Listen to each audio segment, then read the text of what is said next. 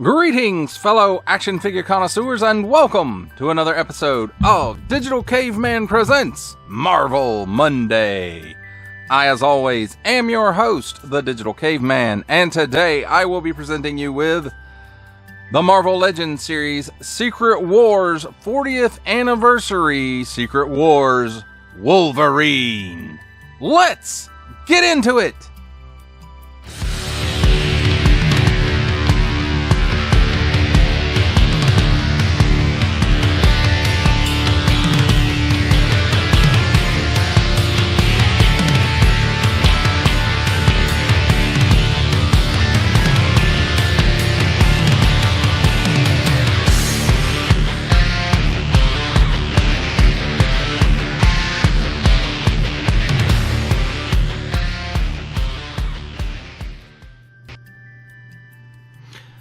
Let's begin with a look at the packaging, and here we have Marvel print. Warning, don't stick things in your pie hole that do not belong there. Marvel Legends series Secret Wars Wolverine. Nice big blister showcasing the figure and accessories. 4 and up assortment numbers and Hasbro print. On the back, we've got the Marvel Superhero, celebrating Marvel Superhero Secret Wars 40th Anniversary. Marvel, some nice artwork of Wolverine. It says Wolverine on a patchwork battle world. Wolverine fights a raging war alongside the X-Men, but is wary of forging alliances outside his trusted fellow mutants. And then we've got the cross sale of Black Costume Spider-Man, Captain America, Iron Man, Wolverine, this figure, Titania, and Marvel's Beyonder. Each sold separately, subject to availability. This is how you change out the lenticular piece in the shield. Attention, don't stick things, especially in your French pie hole. Warning, attention, Octoon, don't stick things in any other language pie hole that do not belong there. Don't give it to babies. Small print, fine print, legalese print, made in China print. Symbols I'm not going to learn. A barcode, another symbol I'm not going to learn. Some more small print, Marvel print, Hasbro print, recycle print. That, my friends, is a look at the packaging.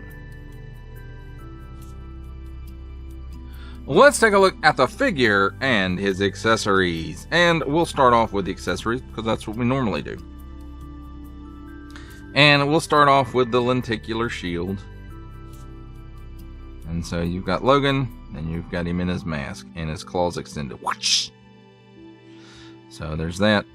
Nice molded detail in the shield. It does really take you back to that Mattel Secret Wars line, right down to the design, except for the hook on the back. You know, it was kind of a S kind of hook on the back, but this one, you know, kind of has standard Captain America type clip on it. It's got a C clip here and it's got a post here, and it's on a hinge, so you can use either or.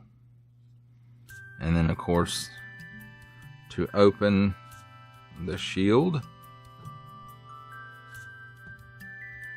you open it up right there, and then you pop this piece out, and there's nothing on the back, unfortunately, like the originals had.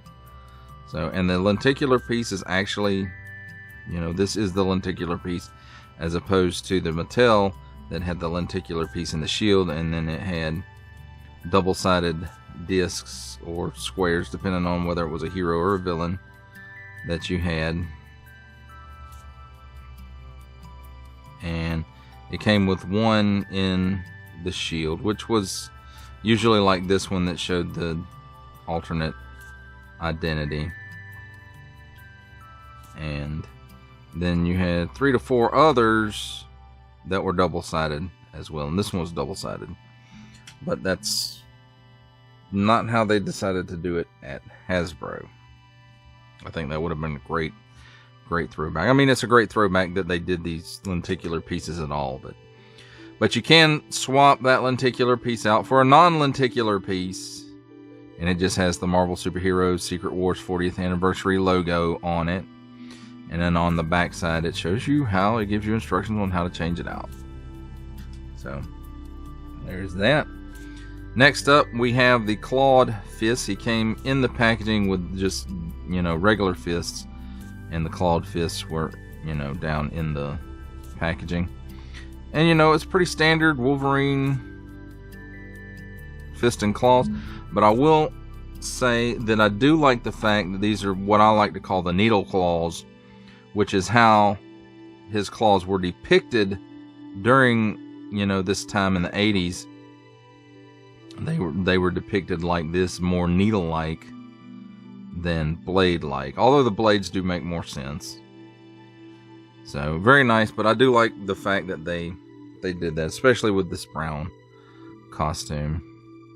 And then the other hand is just same on in and out hinges. And then finally we have handy dandy tweezers to help us look at the alternate face sculpt. And I don't know that we've seen this one before. We may have. Not my favorite Logan head, but it's okay. I still want to say the X-Men 97 Wolverine has the best Logan head on it.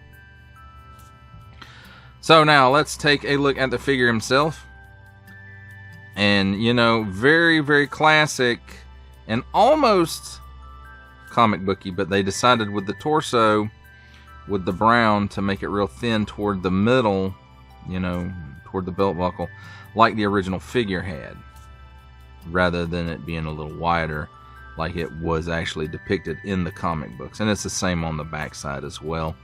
But, you know, this does hold some nostalgia for me because my brother had that original Wolverine figure, and he had the black claws, and they just kind of clipped on the arm, and that's, you know, that's how you did it. But, you know, we had lots and lots of fun with that, even though at the time we didn't really know who Wolverine was. You know, Spider-Man, Captain America, you know, we knew those guys. We never got a Hulk in that line, unfortunately. But anyway, let's take a more detailed look at the sculpt here. And as far as, you know, from the neck down, it's pretty much Wolverine. It's probably at least all of this is probably reused from 97, X-Men 97 Wolverine, with the pinless elbows and knees. But I think like the torso and the legs, except for the knees, and the arms, except for the elbows, you know, this is all, we've seen this Wolverine mold before. Now the head, of course, is a little bit different. He's kind of got a little smirk going on there, and you can see like all kinds of little stubble that they put on there with the inkjet or face printing technology, whatever you want to call it, and then the whites for the eyes. So very, very kind of Wolverine-y looking. Well, let's talk about his articulation. Well, did I finish talking about? No. Look, he's got some silver paint apps right here on the fists, and then he's got a paint app here for the belt buckle. Of course, this looks like it's the paint app, and then this is probably molded in that color, and this is probably paint apps up here, and then paint apps on the arms for the gloves more than likely. And then look at all that hairy detail they got going on there. That was probably inkjet printed as well. And then pretty much the same stuff going on in the back. You see the black stripes for the boots, and they carry around to the front down to the toes and the soles of the boot. So let's talk about his articulation now. So the head is on a ball and hinge, and he can look up that high. Hold on a minute. So he looks up that high. He looks down that low. He's got chicken neck, although who is Wolverine looking down that low at? Maybe Puck. He can do the full Exorcist. At the shoulder, he's got butterflies go back that far, so wow. That's really great. And forward that far. I wish they went forward just a tad bit more. 360 degrees of rotation there as well. And he can raise his arm up well past 90 degrees. Cut at the upper bicep, full 360 degrees of rotation there. Double hinged, pinless elbow, and it gives you that much bend. 360 degrees of rotation at the wrist on an in and out hinge, and then in and out hinge on this side as well. Standard ab hinge, and then straight cut at the waist, so no hula, no tilts. But he leans back that far, he crunches forward that far, so not bad. So then again, straight cut at the waist, 360 degrees of rotation there. No pull downs at the hips yet, but even without a pull down, he gives you that much of the split, so it's really good. He kicks forward. We can go ahead and say that's 90 degrees, I guess. And then back almost a full step. Cut at the upper thigh for a full 360 degree rotation. Double hinged, pinless knee. And it gives you that much bend, so not bad. And then there is a cut here inside the boot. And it gives you a full 360 degrees of rotation there. And then at the ankle, tilts down that far. Tilts up that far. And forward facing pin for rocker. And I think I might have missed an accessory. Nope, I didn't. I thought he had one of those neck things, you know, the mask hangs off the neck when he's not wearing, you know, we put the alternate head on it, but apparently not. Either that or I missed it in the packaging. But there you have it, my friends, a look at the figure and his accessories. It's time for my favorite part of a review, comparisons. And here we have the Marvel Legends series Secret Wars 40th Anniversary Wolverine with the Marvel Legends series retro carded Wolverine and the CT Toys KO Mafex brown suit Wolverine.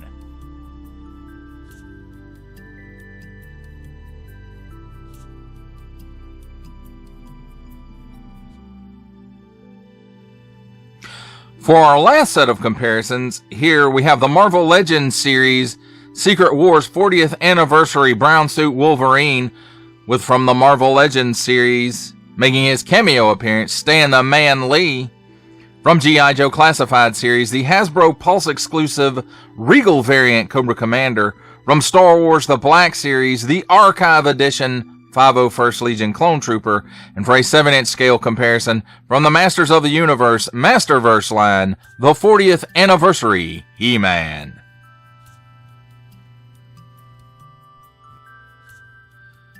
For final thoughts on the Marvel Legends series Secret Wars 40th Anniversary brown suit Wolverine. Well, what other Secret Wars Wolverine would there be, I guess. But for this one, I have to say, except for the stripe, you know, down the middle of the costume, is almost a perfect Marvel Legends brown suit Wolverine. He has the more needle-like claws, has the correct belt. I think the proportions are really good. He's got pinless elbows and knees. So definitely a step in the right direction. Me personally, I like to see the wings on the mask fan out a little bit more than what this one does, and that's just my personal preference for Wolverine. But that doesn't detract from this one. I think, again, if they hadn't opted to go with that original Mattel Wolverine action figure look to the deco on this one, you know, this one could easily stand in for an X-Men 97 brown suit Wolverine toward the end of that season when they were fighting Magneto. And so, you know, be expecting another version of this figure, this mold. I think this is going to be the Wolverine mold to beat, because I think this is I want to say this is the X-Men 97 Buck, and so that's going to probably be their go-to Wolverine from now on. I think it's, you know, the right height, the right bulkiness.